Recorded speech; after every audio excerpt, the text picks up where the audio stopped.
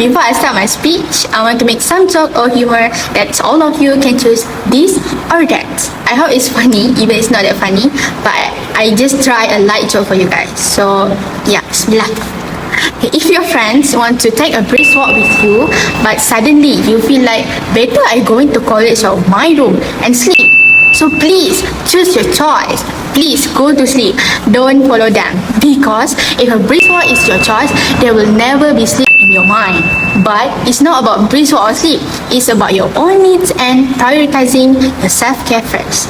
Assalamualaikum warahmatullahi wabarakatuh, and a very good morning to Medium Najia and fellow friends. First of all, thank you for giving me this opportunity to introduce myself, and it's a pleasure to introduce myself. My name is Yasmin Hana bint Muhammad Arzwan. All of you can call me Yasmin, and my ID student is 2024963253. Alright.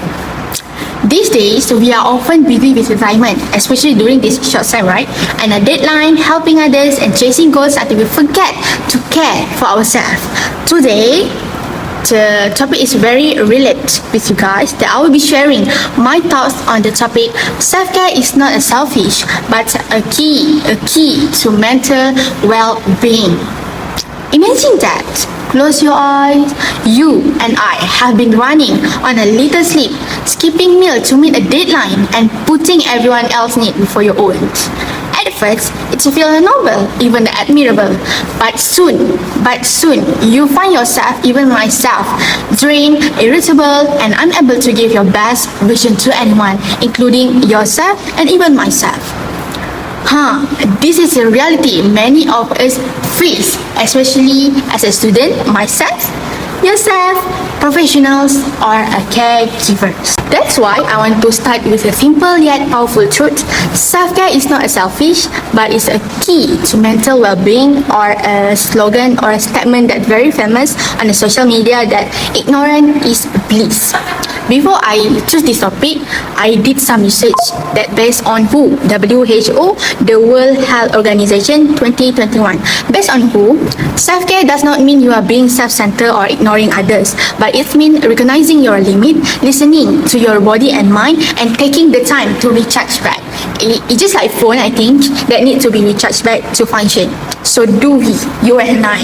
So in this speech, I will explain two main points, but in this video, I just focus one main point.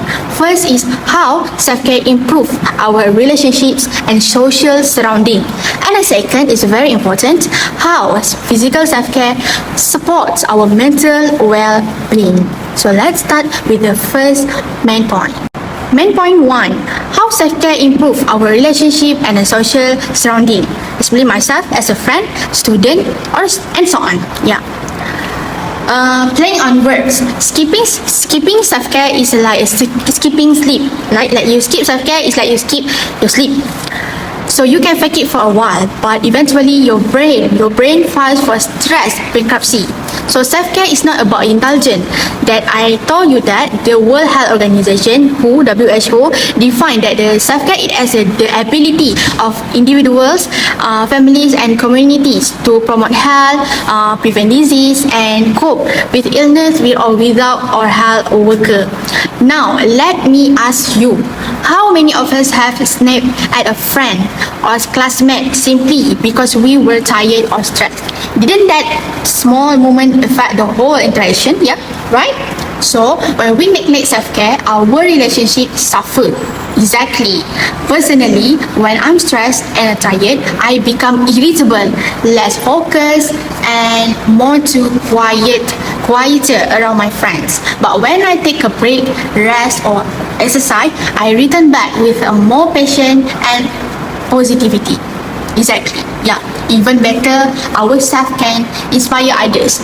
When my friends see me taking a mindful break, they feel encouraged to follow me to do the same. So self-care does not isolate us. It's actually strengthen our connections. Yeah.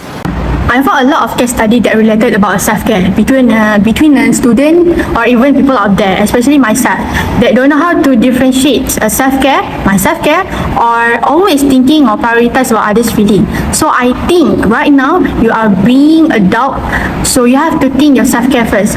Choose your choice first, even others.